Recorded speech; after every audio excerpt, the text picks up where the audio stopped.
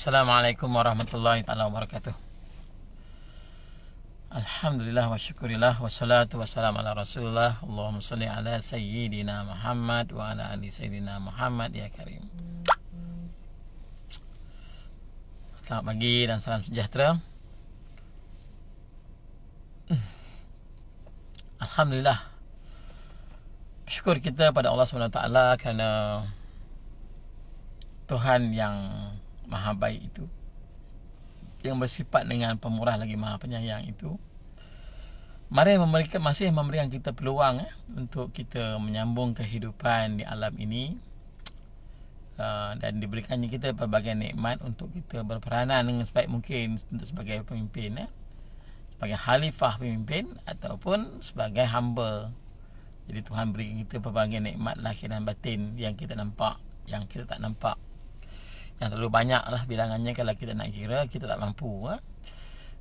Tujuannya supaya kita menjadi manusia yang sebaik-baik manusia, yang beri khidmat pada orang lain. Okey, hari ini kita dah masuk sebenarnya hampir minggu terakhir bagi suku pertama tahun 2021. Jadi bagi orang yang biasa mempunyai cita-cita atau azam, jadi biasanya apa yang kita buat, kita akan mempunyai pelbagai niat lah. Jadi kita nak buat apa. Tapi peranan kita, tugas kita lah untuk kita mengkaji balik lah, untuk kita menilai balik sama ada yang kita buat tu sampai ataupun tidak. Kadang-kadang contoh macam kita, saya tahun ni saya target kita nak dapat, bagi orang yang berniaga dia dah target dia berapa banyak dia dapat. Bagi orang Islam pula, dia ada perjuangannya. Mungkin kata contohnya dia nak buat sekolah tahfiz, ataupun dia nak sedekah. Jadi dia mesti ada satu angka yang dia letakkan. Kita kata dia nak sedekah setahun 10,000.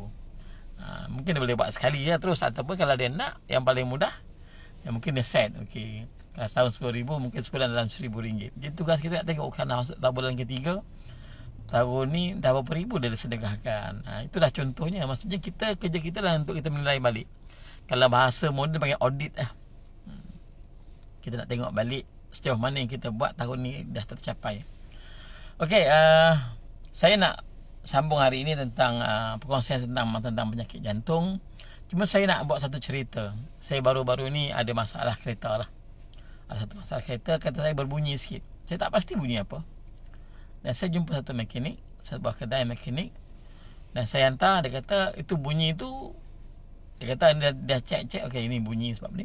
Maka dia pun hantar, lepas tu dia kata okey doktor dah siap. Saya bawa balik. Tapi saya bila sejalan tu, maka awal tu okey, bila sejalan dia sikit dia bunyi balik. Boleh jalan tetapi kita rasa tak syok. Minggu depan kita jumpa mekanik lain pula. Tapi tak selesai. Akhirnya sebulan pun kita tak pasti. Jadi satu masa kawan recommend, doktor kenapa tak pergi bengkel ni. Bengkel ni dia memang besar, dan dia cuma berkata mahal sikit lah. Jadi saya hantar pergi jumpa kawan tu, dan dia pun adalah dia buat macam-macam peranan. Lepas tu selesai. Jadi saya pun masuk lah. Bila dah sampai saya pergi masuk. Oh memang bengkel dia luar biasa besar, dan dia menggunakan pelbagai peralatan. Tapi memanglah puas hati lah, orang kata berbaloi lah, bayar mahal, tetapi kita dapat jawapan dan keluar daripada bengkel. Sampai sekarang bunyi tak ada langsung. Jadi peringkat awal tu saya memang bengang lah, sebab kenapa tak selesai masalah. Jumpa macam-macam mekanik ya, macam-macam kedai, orang tu recommend pergi, tak selesai. Orang yang recommend kita pergi, tak selesai. Tapi hingga akhirnya bertemulah juga. Jadi Alhamdulillah lah. Tetapi poin yang saya nak bawa ialah berapa banyak masa yang saya dah habiskan sebelum tu kan.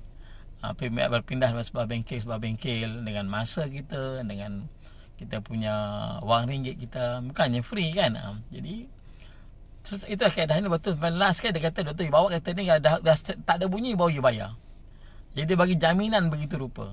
Jadi poin dia lah, begitulah kadang-kadang kita ni, kadang-kadang ada masalah atau penyakit yang kita tak pasti, yang kita jumpa macam-macam orang. Jumpa cara ni, kadang kita jumpa cara tradisional, kadang kita jumpa dengan doktor, kadang kita jumpa dengan macam-macam so-called pakar, bahagian pemakanan lah, bahagian tentang tumbuh-tumbuhan lah. Tapi kan tak selesai-selesai. Dan akhirnya kita berjumpa dengan seorang yang kita dapat jawapan.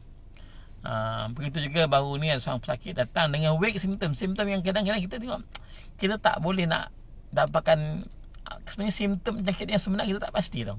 Ada setengah tengok dia datang simptom terlalu vague, terlalu umum. Lepas tu kena gather balik, kita kumpulkan balik, lepas tu baru kita buat satu ujian. Dan dia seorang wanita berusia dalam 40 tahun yang simptomnya memang tak berapa jelas. Dia kata berdebak-debak, dah jumpa macam-macam doktor, macam-macam klinik, macam dia dah macam-macam kereta lah, hantuk macam-macam bengkel tapi tak selesai. Jadi akhirnya jumpa kita, lepas kita periksa dan saya boleh dengar cerita, saya rasa penyakit ni, anda punya penyakit ni, dia pada kita ada kaitan dengan thyroid. Tahu thyroid, dia bengkok di tengkuk tu. Tapi simptom terlalu vague, dia terlalu tak jelas. Berdebak, panas sikit, dia kata letih sikit. Jadi kita tak pasti apa penyakit sebenar. Tetapi alhamdulillah dengan pengalaman yang berpuluh-puluh tahun tu, lepas tu dia bantu dengan peralatan yang kita ada, maka kita lakukan diagnosis tu dan terus bagi rawatan. Dan bila kita follow up lepas 2-3 hari, kata alhamdulillah kurang banyak sebab kita baru mulakan ubat.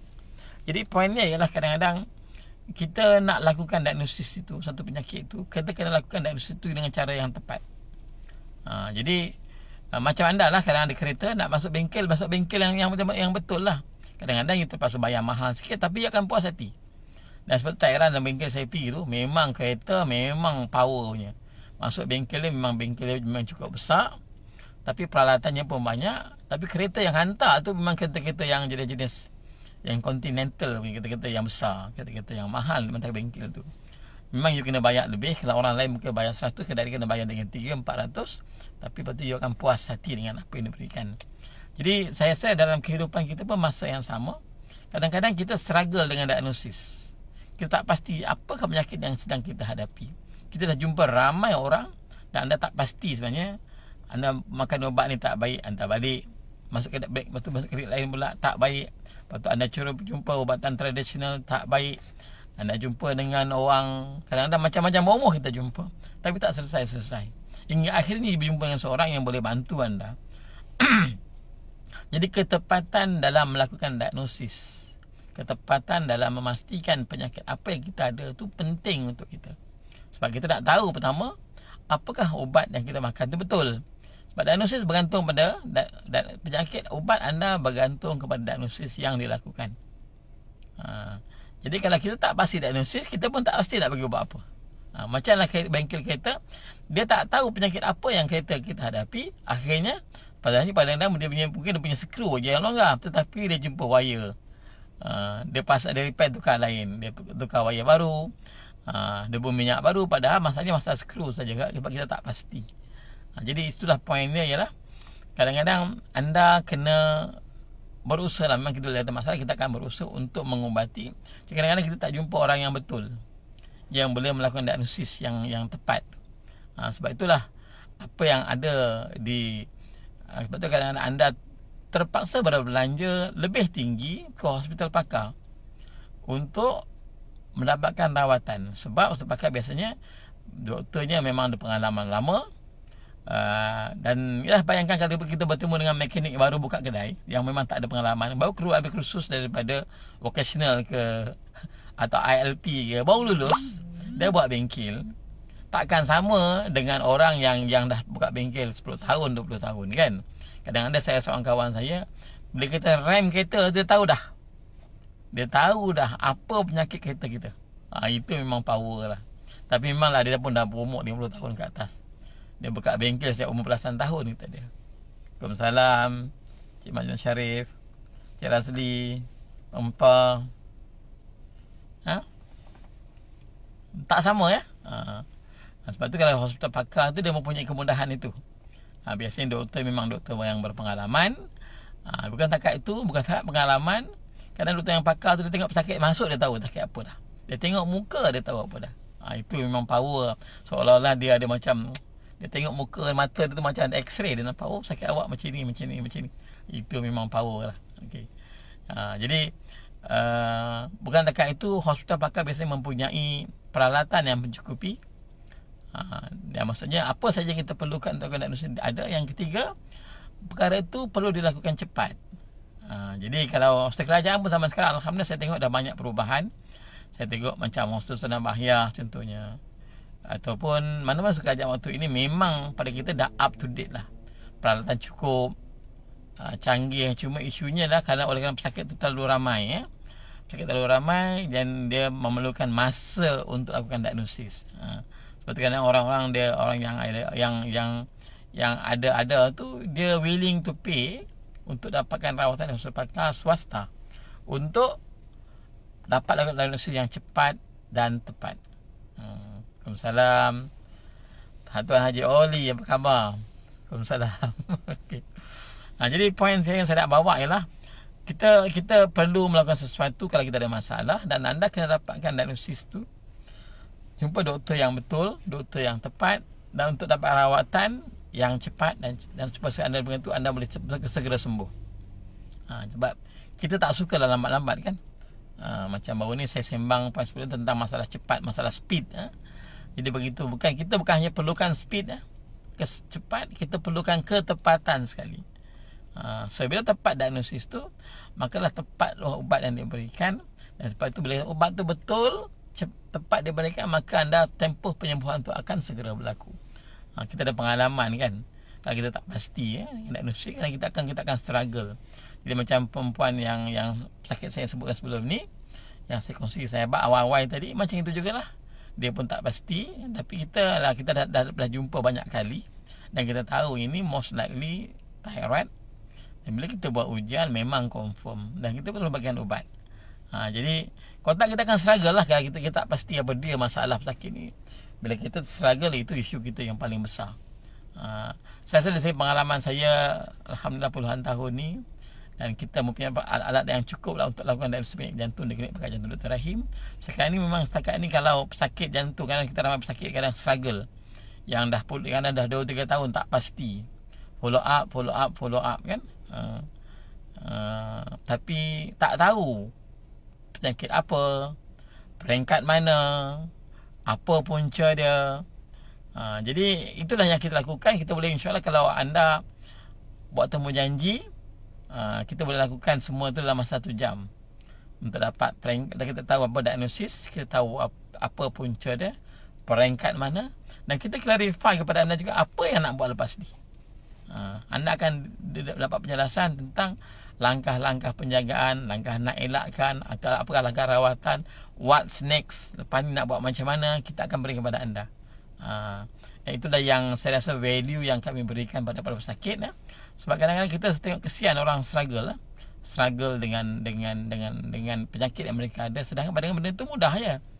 Tapi kadang-kadang mungkin pengalaman tak cukup, kadang-kadang mungkin dia tak pernah jumpa kes itu, ataupun dia jumpa tapi tak tahu. Jadi anda perlu bertemu dengan orang-orang yang betul lah untuk lakukan diagnosis penyakit anda. Sebab dapat diagnosis yang betul, masya-Allah, penyakit anda boleh dirawat dengan mudah, dengan tepat, insya-Allah anda akan sembuh lah. Sebab kalau kita sembuh, sihat, banyak benda kita boleh buat lepas tu. Jadi alhamdulillah, itulah yang kami berikan kepada pelanggan kita. Kita cuba diagnosis yang cepat. Biasanya kalau satu sesi pertama tu, insya-Allah kita dapat jawapan terus dah. Biasanya paling lambat kita sesi kedua, second visit kita dapat dah. Tapi most time first visit tu kita dah dapat jawapan dah.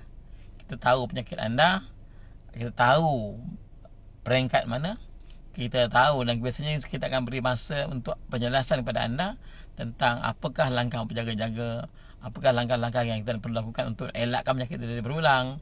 Dan kita juga clarify kepada anda, kita akan pastikan anda faham next tu apa dia, lepas ni macam mana, apa nak jadi, apa jangkaan kita.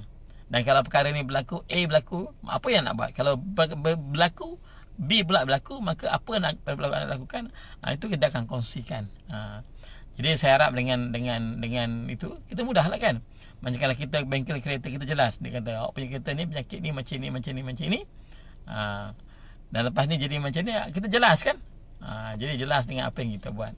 Macam sekarang kita kadang-kadang ada pengalaman dengan kawan-kawan yang dipanggil mentor melalui program mentoring system, yang train kita, yang akan tahu lepas ni macam mana. dia akan ajar tentang bisnes next macam mana. Kan itu yang berlaku kan. Jangkaan. Macam kalau kita nak keluar daripada rumah, tengok ramalan cuaca. Hari ni hujan, pukul berapa, ribut petir. Jadi kita mudah untuk kita berancang perjalanan kita. Kata-katalah kita nak pergi KL, kata hari ni KL hujan lebat. Jadi mungkin kita boleh keluar awal lah. Ataupun kita tundakan masa. Atau kita melencong tempat lain dulu sebab kita tak pasti. Sebab bila sampai ramalan tu biasanya kita mungkin betul namanya pun ramalan. Tapi at least you got some guideline. Jelas pada kita. Sebab tu zaman sekarang kalau kita berjalan kita kena Waze kan. Waze akan sebut. Di depan ni ada traffic jam. Depan ni jalan sibuk. Dan dia akan bagi kita jalan lain. Jadi mentoring tu orang yang mendidik kita, mengajar kita, yang train kita itu penting untuk kita melangkah jauh ke depan. Okey. Saya nak tanya start jawapan soalan dia Encik Mustafa.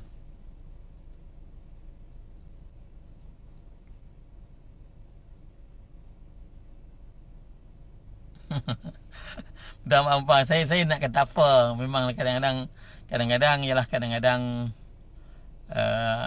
medical card ni ataupun medical insurance ni, for me is just preparation untuk memudahkan kita lah. Bapa cerita beruntung bagi orang yang ada medical card, ada medical insurance atau mempunyai wang untuk dapatkan rawatan, sebab boleh buat segera kan. Itu fakta yang tak boleh nak dinafikan. Dulu masa saya bekerja di hospital kerajaan beberapa tahun yang lalu, saya anggap perkara yang sama juga. Jadi masa tu kita tak anggap pentingnya medical card tu sebab kita ada hospital kerajaan yang boleh menyiapkan kemudahan kepada kita. Tetapi along the way bila you makin berumur, begitu usia kita makin panjang, dan kita tengok fakta yang berlaku waktu ini, mana orang struggle. Hospital kerajaan bukan tak ada ya, peralatan, kepakaran semua ada, semua lengkap. Cuma kadang isunya pesakit terlalu ramai. Jadi kadang-kadang you terpaksa drag, you terpaksa tunggu. You terpaksa tunggu berbulan-bulan, malah kadang tunggu tahun-tahun untuk dapat jawapan. Jadi sebab itu pada kita medical card ni waktu ini kata pada saya bukannya wajib, tapi it's an option, pilihan kepada kita. Jadi kalau you ada sedikit kemudahan, why not you just spend some money untuk dapatkan medical card untuk memberi kemudahan kepada anda mendapatkan rawatan yang diperlukan, untuk dapatkan rawatan dengan cara yang segera. Sebab kadang-kadang kita akan struggle lah dengan apa yang ada lah. Dengan waktu ini zaman sekarang kita kena akui bahawa semua perbelanjaan makin naik ya, perbelanjaan hidup makin naik. Ya, perbelanjaan perawatan, perubatan pun makin meningkat. Cuma isunya kalau you have some money mungkin tak jadi isu. Mungkin di keturunan jutawan contohnya kan. Salam Mimi, apa khabar? Dan anda ada sikit keuangan. Jadi kalau anda dapat rawatan, memang cepat dah anda keluarkan duit, anda bayar. Tapi kalau kita tak ada duit yang begitu rupa, why not we save some money? Buat medical card, taklah mahal kan. Premium pada zaman sekarang, premium mungkin 50 dah dapat kan, mungkin 100 Cuma you kena ada some investment. Tapi kena go through, tengok polisi mana yang terbaik, yang sesuai dengan kita. Zaman sekarang juga ada kita polisi takaful yang memang banyak membantu, memudahkan dan sesuai dengan syariat. You all follow, mudah sebab you ada. Kadang-kadang kita dapat terkejut, tergempak tu kadang-kadang susah nak cari 5,000, 10,000 kan. Tapi kalau kita medical card, insya-Allah tak akan membantu kita.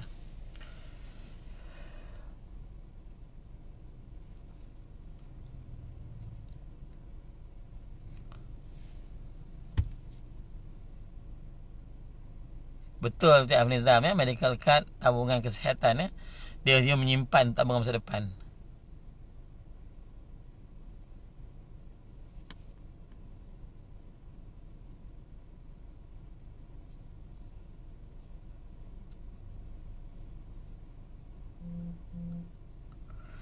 Soalan Encik Zali Ismail, dia dapat tentang sepupu dia buat stress test tiap tahun buat stress test tahun, tapi sakit dada. Peringkat awal pada saya mungkin peringkat awal tu normal kan. Tahun ni cek buat CT scan nampak ya. Macam ni Encik Zali ya, kita kena faham konsep tentang stress test. Stress test, ketepatan stress test untuk lakukan diagnosis adalah mungkin sekitar 70-75% sahaja. Jadi anda boleh mempunyai penyakit jantung tapi masa sama anda stress test anda normal. Ya, maksudnya having normal stress test does not exclude heart disease. Maksudnya, kalau anda stres anda normal sekalipun, dia tidak menafikan kemungkinan anda masih mempunyai penyakit jantung.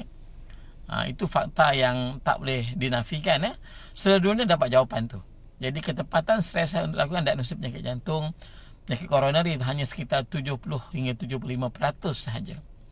Sebab itu saya kalau dapat mendapat rujukan kes-kes seperti sakit dada, kita akan buat stres, tapi saya akan reserve sekiranya normal stress test.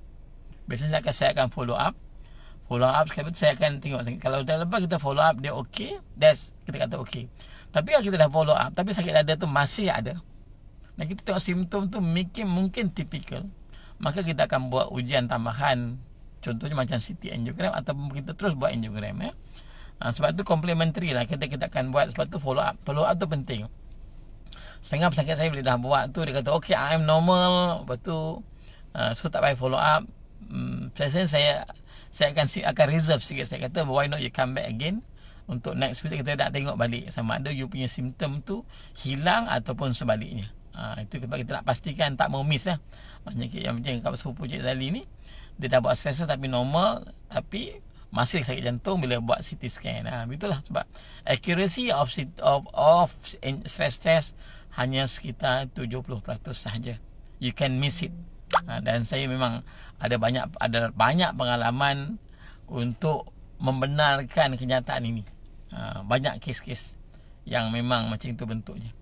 Ada seorang pesakit saya yang sebelum ni, yang 2-3 bulan sebelum tu buat stress test, dia kata normal, tak ada sakit apa-apa. Tapi bila the next 2 months come back to me sebab dapat heart attack. Jadi itu isunya ya. Jadi stress test tu benar masa-masa tu. Esok kita tak pasti ya. Sebab ada kadang-kadang stress test hanya naik kalau nampak. Secara umumnya kalau narrowing anda 70% ke atas, baru kita nampak changes pada stress test. Tapi kalau changes anda mungkin sekitar 50%, tak nampak pada stress test. Isunya adakah 50% itu normal? Dia tak normal. Dan kadang-kadang yang 50% tu kadang-kadang boleh disebabkan secara tiba-tiba. Okay ya, saya rasa saya nak berhenti setakat ni. Morning Stephen, how are you? Okay. Today I'm talking about medical card. Saya bukan menyokong. Saya tidak berada dalam industri medical card. Saya tak ada. Semua saya ada medical card for saving, untuk kegunaan kita, untuk memudahkan kita untuk berbelanja bila ada keperluannya. Okay, saya rasa almost 9 AM in the morning. Sorry, bukan 9 PM. Jadi saya rasa everybody have their own commitment. Semua ada tugas masing-masing. Saya nak berhenti pun saya pada pagi ini tentang perlunya diagnosis penyakit anda itu dengan tepat. Lepas tu perlukan dapat rawatan. Dan saya sentuh sedikit tentang keperluan medical card untuk anda. Jadi kalau anda perlukan medical card, please lah. Ramai kawan-kawan kita yang ada owner syarikat yang komplain bekalkan medical card. So you all please lah dapatkan. Saya tak ada commission mana-mana company. Please, you can go for Prudential, you can go for Great Eastern, you can go for what else? Zurich, you can go for AIA. Please dapatkan, jumpa mereka. Tapi kena clarify, ask your agent. Itu kadang-kadang setengah agent tak bertanggungjawab, dia tak cerita sebenar. Minta maaf lah, saya pengalaman kita kadang-kadang setengah agent memang hanya nak buat sale, dia tak tengok, dia tak cerita secara detail tentang pro and cons kad tersebut.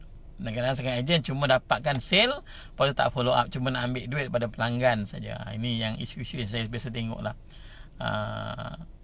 Pastikan anda dapat agent yang betul. Sama juga jumpa doktor yang betul, ejen yang betul pun sama juga. Anda perlu dapat jumpa doktor ejen yang betul, yang jujur untuk mampu menceritakan kepada anda tentang kad itu, apa kelebihannya, apa kekurangannya, bila nak guna, berapa lama lepas tu, apa dia punya loophole dia. You kena faham bab tu.